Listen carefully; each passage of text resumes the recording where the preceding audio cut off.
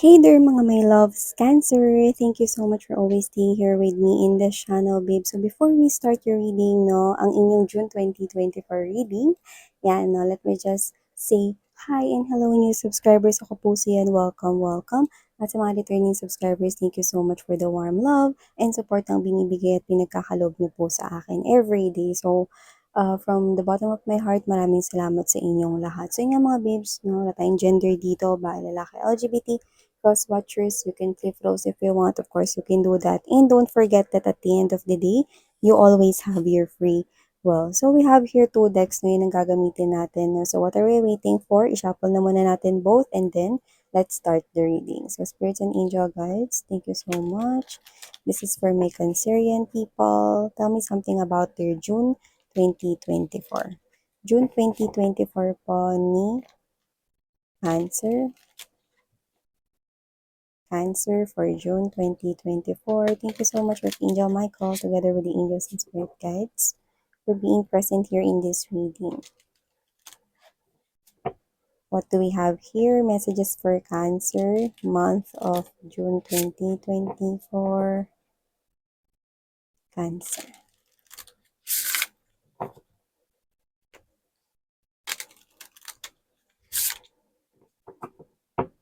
Okay, so, i-shuffle na rin muna natin to first before we start laying all the energies on the table. So, tell me more. For my Geminis, I mentioned Gemini, maaaring may Gemini kayo strongly in your natal or birth chart or kadil ninyo sa Gemini but doesn't have to be. You could be dealing here with any zodiac signs, okay? So there might be somewhat significant that's gonna happen for you, Cancer, in this Gemini season. Okay. Tell me something about my Cancerian people for June 2024, please. June 2024 for Cancer, please.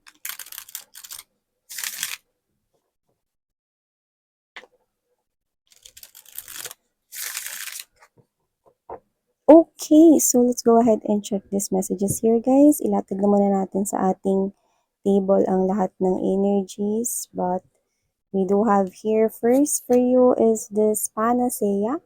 There is a solution for every problem. It looks like, no, you are being taken right here to that pathway para makakuha ka rito ng solusyon. I think there is someone here helping you.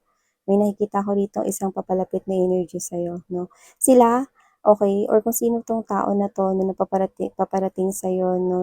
Yan tao na yan ang ginamit or medium ni angel and spirit guides na para tulungan ka sa iyong problema. Cancer, let's put it here.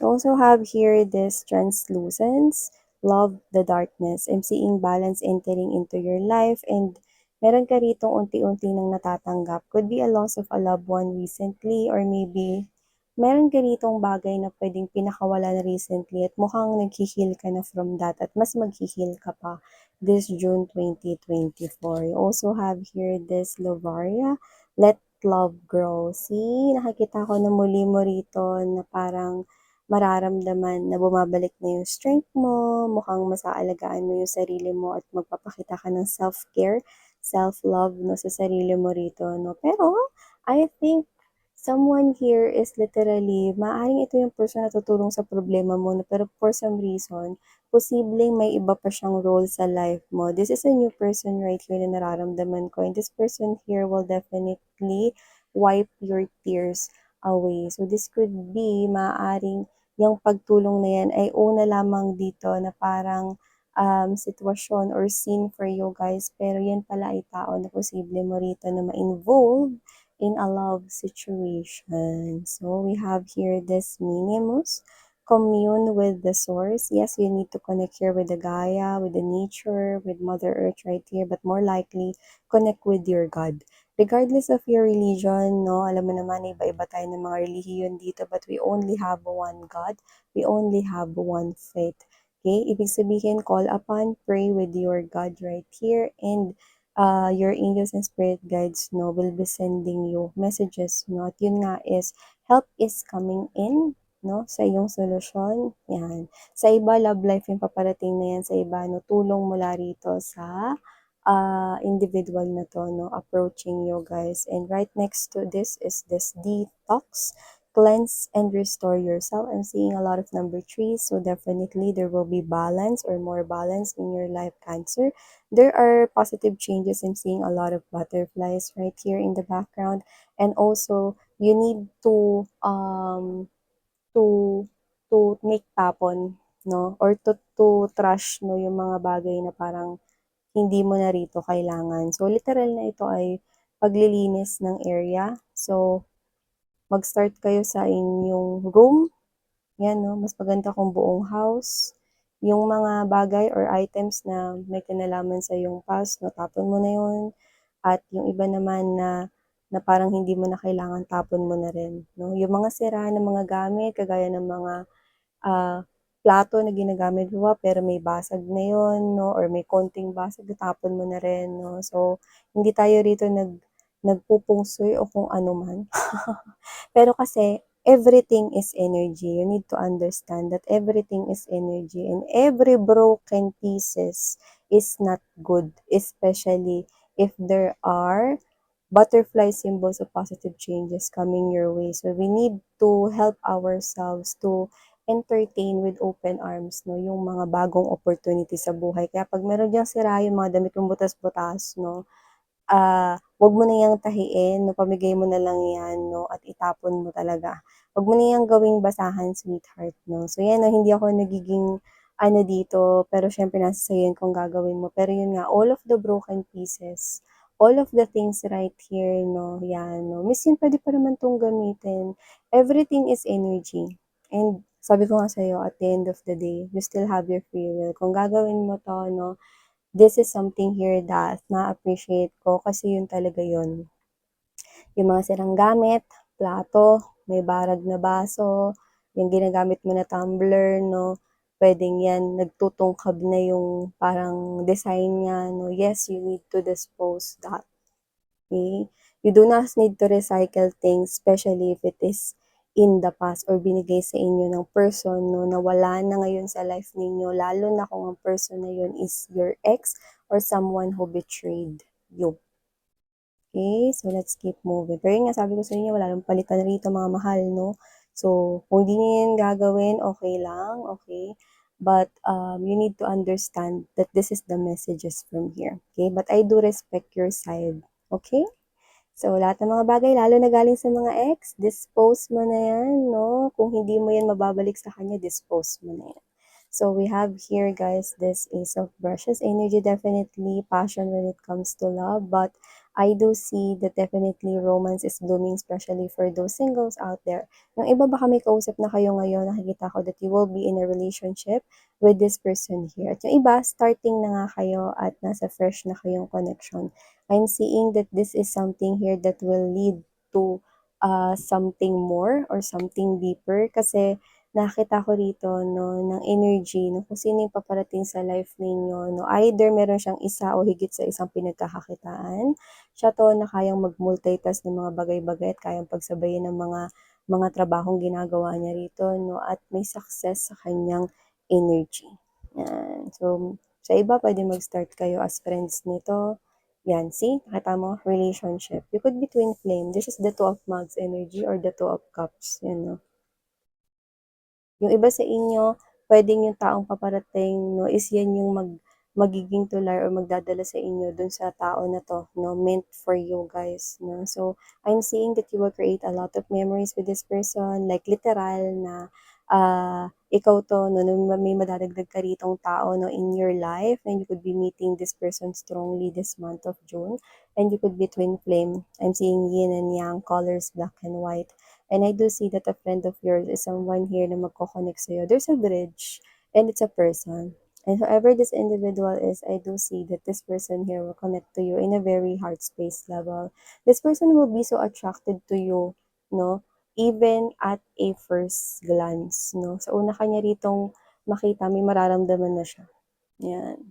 So there's this something here. Doesn't have to be na ilang segundo magtatagal yung mararamdaman niya na yun, no? Pero may mararamdaman siya rito, no? Right after kanyang makita.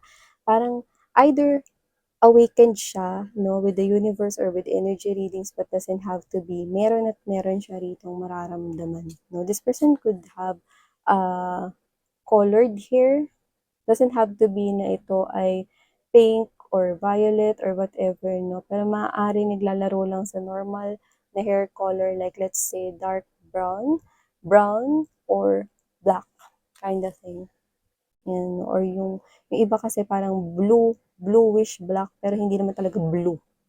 Okay, yung hindi yung halatang blue. Okay. You also have here the nurturer of mugs, strength,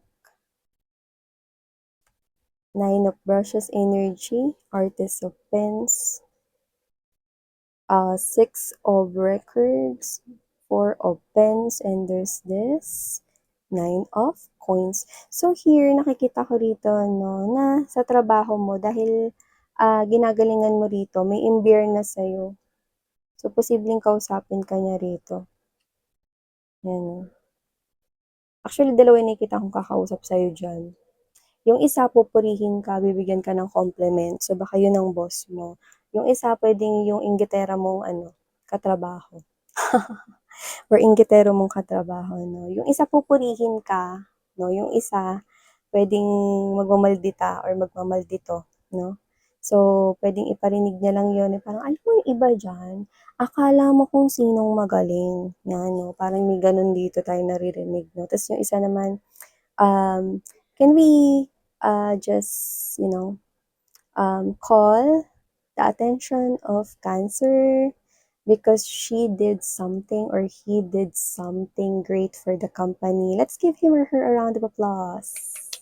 Diba? Pwedeng boss mo yun, nagpatawag dito ng parang gathering na parang, wait everyone, I have an announcement. So, meron tayo ritong employee kung saan pinamalas niya rito ang kanya ritong skills.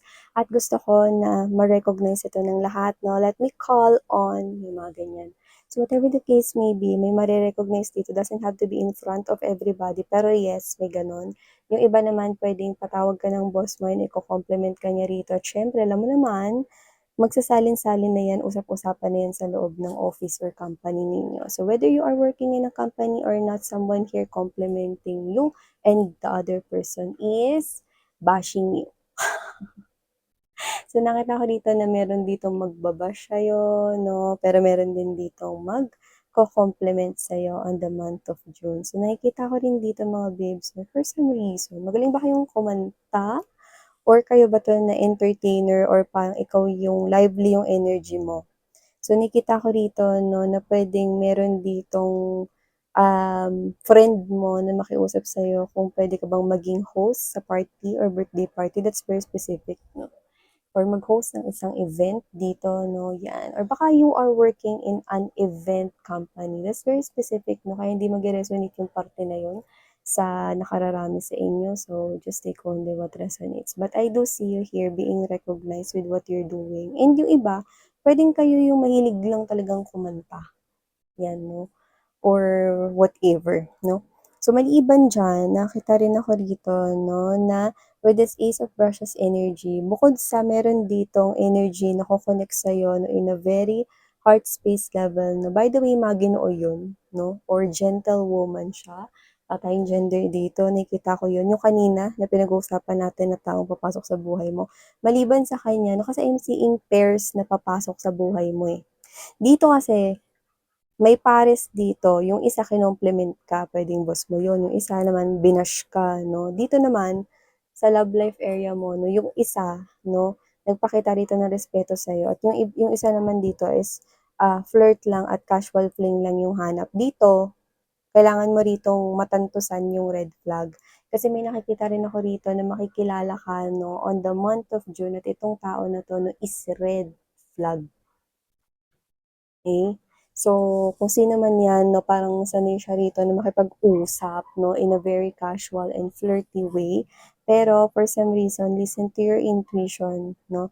Kasi parang ikaw to na nakatutunog at nakakaramdam ka rito ng mga taong mga nagpapakita ng fake love, no? So, for some reason, this person, I think, mamimit mo siya online, okay?